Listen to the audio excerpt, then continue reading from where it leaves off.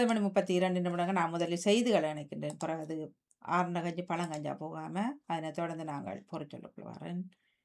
நன்றி, வணக்கம். நேற்றைய நாளுக்கான செய்தியுடன் வருகின்றார் செல்வி நித்யானந்தன் அவர்கள். வணக்கம். எத்தனையாவது வாரம்ன்றதை பாருங்க நீங்களே.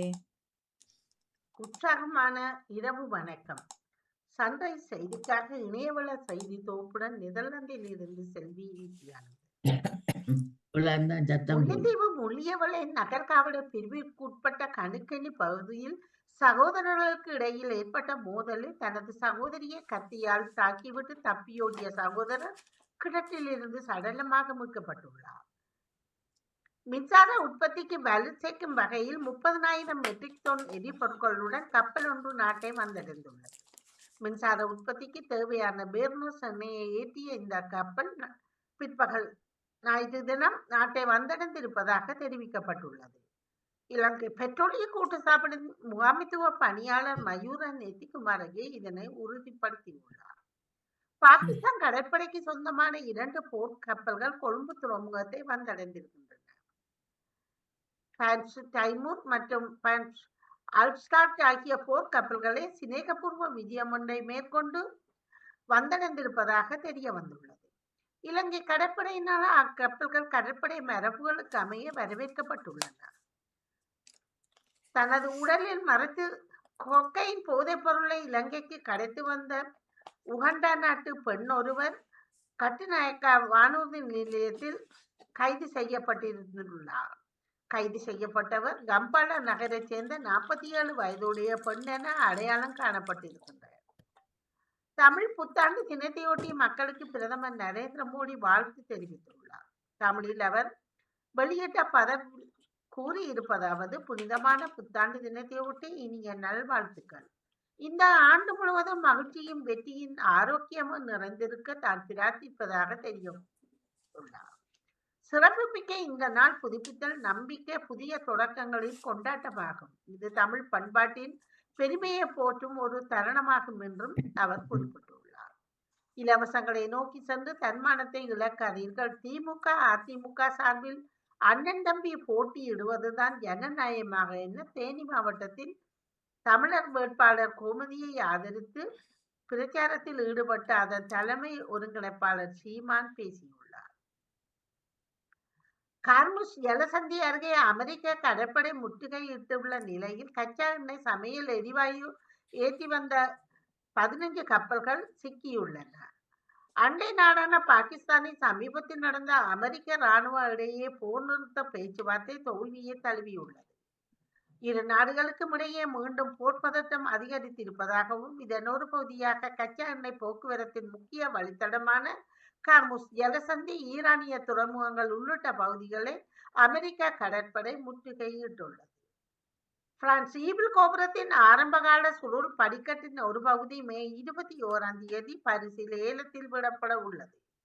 1889 ஆண்டு கட்டப்பட்ட இந்த அமைப்பு 1983 அகற்றப்பட்டது.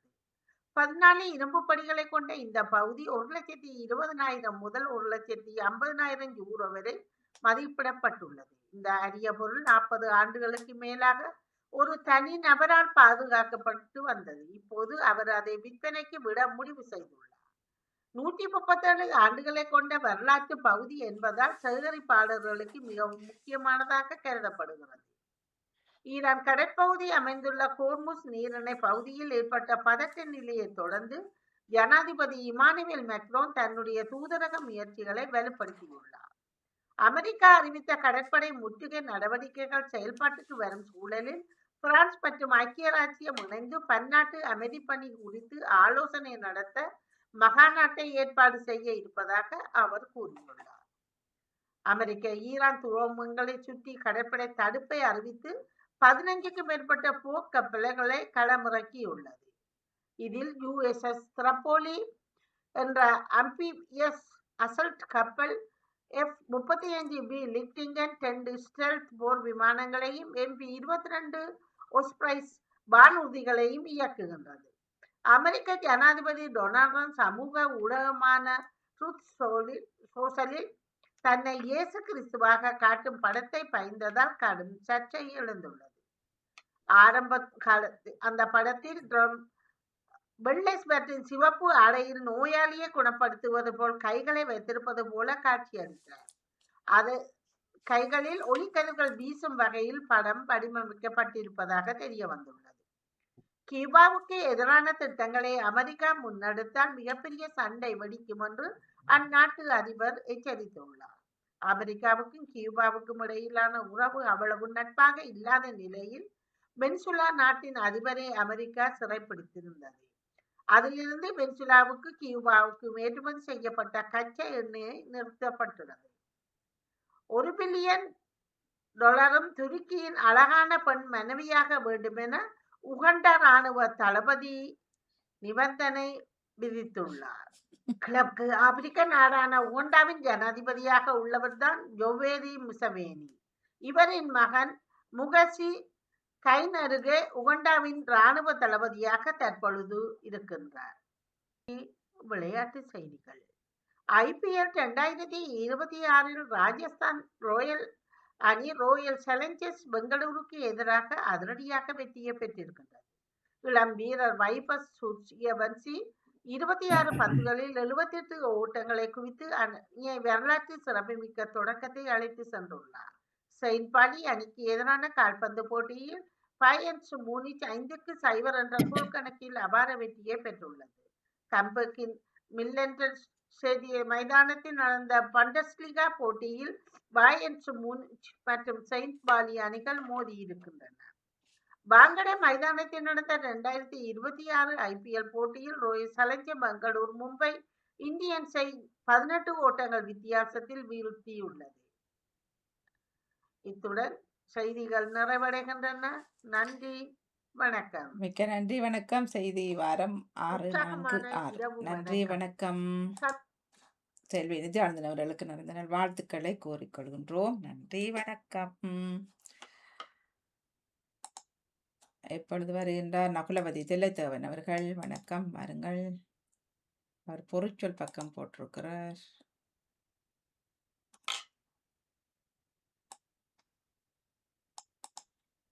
திங்களுக்கான செய்தியுடன் வருகின்றார் நகுலவதி தில்லைத்தேவன். சூரியோதயம் செய்தி பாகம் 261 நகுலவதி தில்லைத்தேவன். லண்டன் செய்திகள். பிரித்தானியாவில் மான்செஸ்டர் பகுதியில் விமானத்தில் இருந்த ஒருவர் பல காயங்களுடன் தப்பி இருக்கிறார். அவர் ஜெட் 2 விமான நிலையத்தின் இருந்து தவறுதலாக பின்பக்க கதவை திறக்கும்போது பலத்த காற்றுகள் வீசியதினால் அவர் தெரியாமல் விழுந்து மான்செஸ்டர் ராயல் மருத்துவமனையில் அனுமதிக்கப்பட்டிருக்கிறார். இதனால் அதிர்ச்சியில் ஏனைய ஊழியர்கள் இருக்கிறார்கள். 60 வயது நிரம்பிய பொறியியலாளர் ஒருவரே இந்நிலைக்கு ஆளாகப்பட்டிருக்கிறார். பிரித்தானியாவில் உள்ள அங்காடிகளில் பெருமளவு திருட்டு சம்பவங்கள் நடைபெற்ற வண்ணம் இருக்கின்றன. இதனை காவல்துறையினர் அதனை தடுக்க முடியாது திண்டாடுகிறார்கள். திருடுவதை கட்டுப்படுத்த முடியாமல் முன்னாள் பிரதமர் தெரேசா மேயின் தவற்றால் தான் இவை எல்லாம் கூடுதலான காரணம் என்று மக்கள் அவரை குற்றம் சுமத்துகிறார்கள். மக்களும் பெருங்கோபத்தில் உள்ளார்கள். சிறிய பெரிய திருட்டுகள் அடிக்கடி பல இடங்களில் நடந்த வண்ணம் இருக்கிறது. மான்செஸ்டர் விமான நிலையத்தில் புறப்படும் அனைத்து விமானங்களும் இன்றைய நாள் திங்கட்கிழமை 13/4/26 அன்று ரத்து செய்யப்பட்டுள்ளதாக இதனை மான்செஸ்டர் மாலை செய்திகள் தெரிவிக்கின்றன. பிரித்தானியாவில் புதிய போர்க்கால திட்டம். மக்களும் தயாராக இருக்க வேண்டும் என்று எச்சரிக்கை. நாடு முழுவதிலும் இராணுவம், காவல்துறை, மருத்துவமனை, தொழில் துறை அனைத்தையும் போர் சூழலுக்கு தயார்படுத்துகிறார்கள். புதிய திட்டத்தை உருவாக்கி வருகின்றது. கை நியூஸ் அதாவது கை நியூஸ் என்ற பேட்டிக்கு ஆயுதப்படை அதிகாரி இதனை தெரிவித்திருக்கிறார். சித்திரை மாதம் 9ஆம் தேதி அன்று, அதாவது இந்த கடந்த நாளில் 21வது பிறந்த திருமண நாளை கொண்டாடி இருக்கிறார். 3ஆம் சார்ல்ஸ் மன்னன் அவர்களும் அவரது அரசி கமிலாவும் அவருடைய திருமண நாளாகும். HMRC சித்திரை முதல் பல குடும்பங்களில் உள்ள பிள்ளைகளுக்கு கொடுப்பனகள் செய்ய இருக்கிறது. இந்த பிள்ளைகளுக்கு கொடுக்கும் நிதி உதவிக்கு உரியவர்கள் 3 மாதங்களுக்கு இடையில் விண்ணப்பிக்குமாறு கேட்டிருக்கிறார்கள்.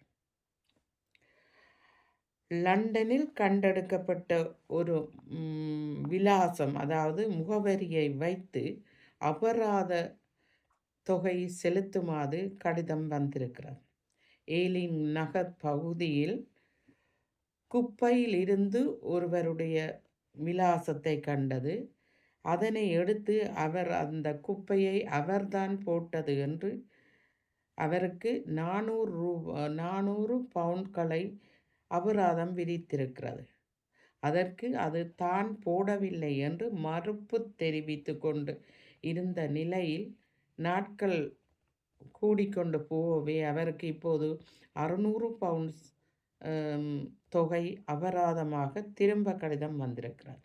ஆனால் 43 வயதுடைய ராம் மஹரிக்கு அதனை தான் போடவில்லை, அது தெருவோரத்தில் இருப்பவர்கள் யாராவது போட்டிருக்கலாம் என்று சொல்லி அவர் வாதாடி தான் நீதிமன்றம் வரை செல்வதாக இருப்பதாக செய்திகள் தெரிவிக்கின்றன. மேலும் 21/4/26 அன்று மறைந்த 2ஆம் எலிசபெத் ராணியின் 100வது பிறந்த நாள். இதனை முன்னிட்டு மன்னர் 3ஆம் சார்ல்ஸ் அவர்கள் பெக்கிங்ஹாம் பேலஸில் 100 வயதுடைய இந்த நாட்டில் இருப்பவர்கள் பெரியவர்களை அழைத்து அந்த பிறந்த நாளை கொண்டாட இருக்கிறார்.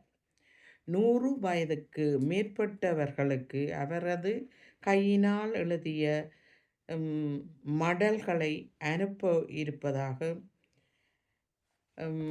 பெக்கிங்ஹாம் அரண்மனை தெரிவித்திருக்கிறார். நன்றி, வணக்கம். இனிய காலை வணக்கம். நான் உலகதி தில்லத்தேவன், லண்டனில் இருந்து. கொஞ்சம் ஹோர்லிக்ஸ் கொடுக்கணும் என்ன?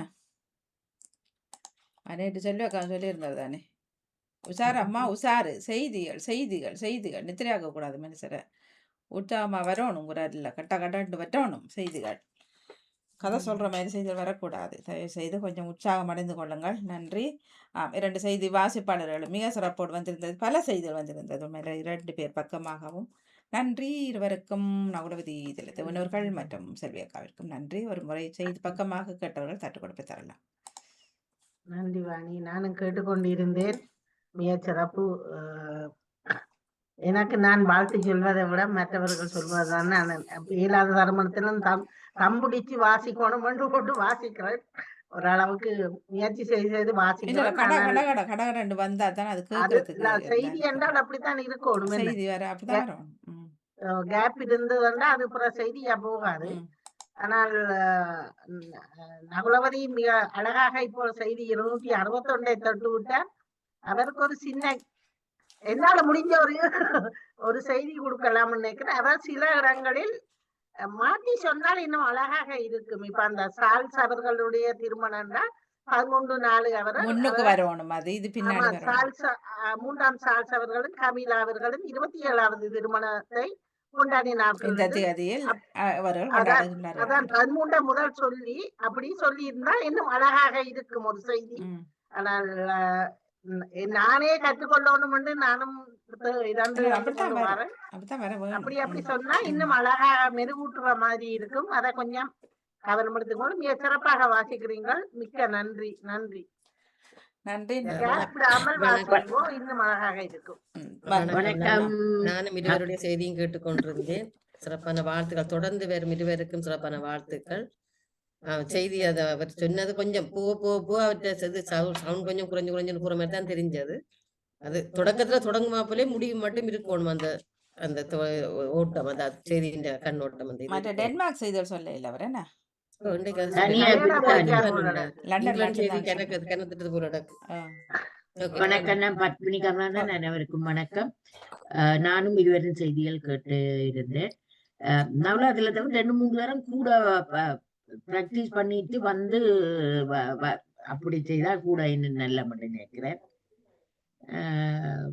அவர் காணும், அவர் இருந்தா தானே அது அவர் கேட்டு செய்வார். அவர் காணும் காலையில இருந்து. சரி, நன்றி நன்றி. வணக்கம். வணக்கம் வாணி. நன்றி, பாருங்கள். வணக்கம் வணக்கம் வாணி. வணக்கம் அனைவருக்கும்.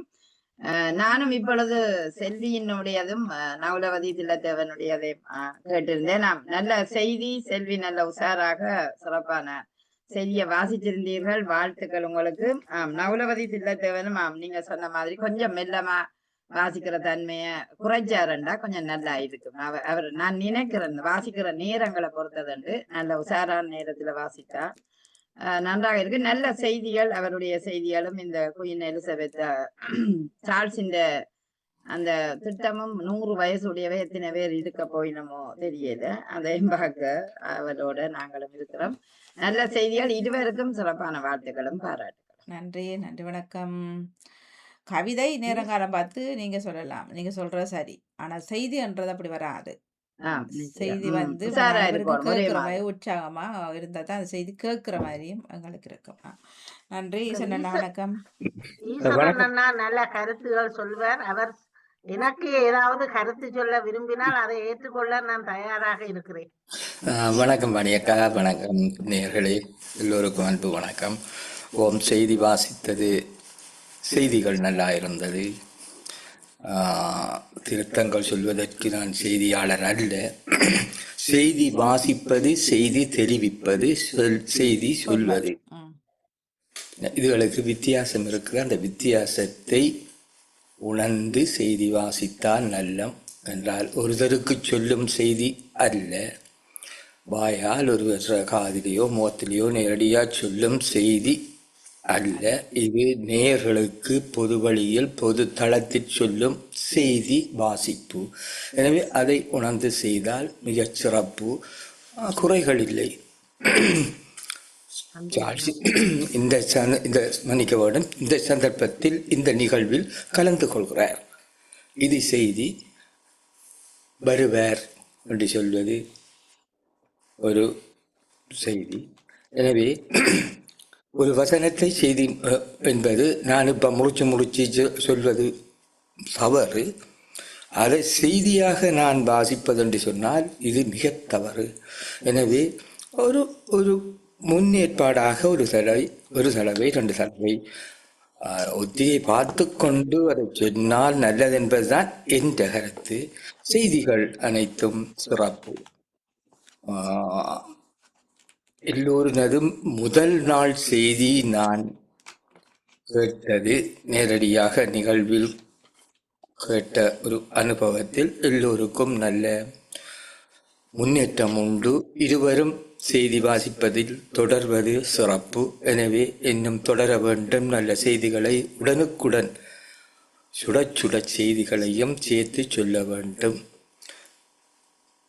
என்பதையும் கூறிக்கொண்டு, அந்த ஒரே ஒரு செய்தியை நான் கூறிக்கொண்டு, அதாவது பழைய செய்திகள் முந்த நாள், அதுக்கு முதல் நாள், இத்தனையாம் தேதி என்று சொல்வதை விட இன்று அல்லது நேற்று என்று இடம்பெற்ற செய்திகளை சொன்னால் மிக மிகச் சிறப்பு என்பதை நான் கூறிக்கொள்வதில் எப்படி சொல்றீங்கன்னா, சொல்லாமல் நேற்றைய தினம் நடைபெற்றது. இன்றைக்கு 15ஆம் தேதி. இவர் வந்து திங்களுக்கான செய்தியாளர், செவ்வாய் வந்து செல்வி அக்கா. ஆகவே நான் நீங்க அதை சொல்லல, அவர்கள்ட்ட திகதி. ஓகே, நான் ஒன்றையும் குறித்து சொல்லவில்லை. அது எந்த சந்தர்ப்பமோ அது ஏற்றுக்கொள்ளக்கூடிய சிறப்பு விளக்கங்களாக இருக்கலாம்.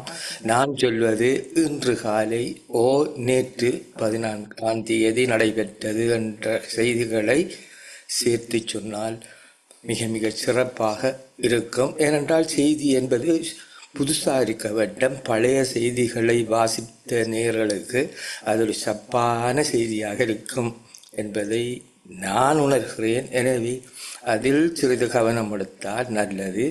இப்பொழுது செய்தி வாசிக்கும் இருவரும் மிக மிக சிறப்பு முன்னேற்றம் உண்டு கூறி நன்றி, வணக்கம்.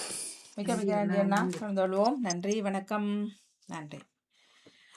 நாங்கள் இப்படியே சின்ன கவியோட பொறிச்சொல் இன்றைய நாளுக்கான பாமுக பொறிச்சொல் குலை குலை. வாங்க, வணக்கம்.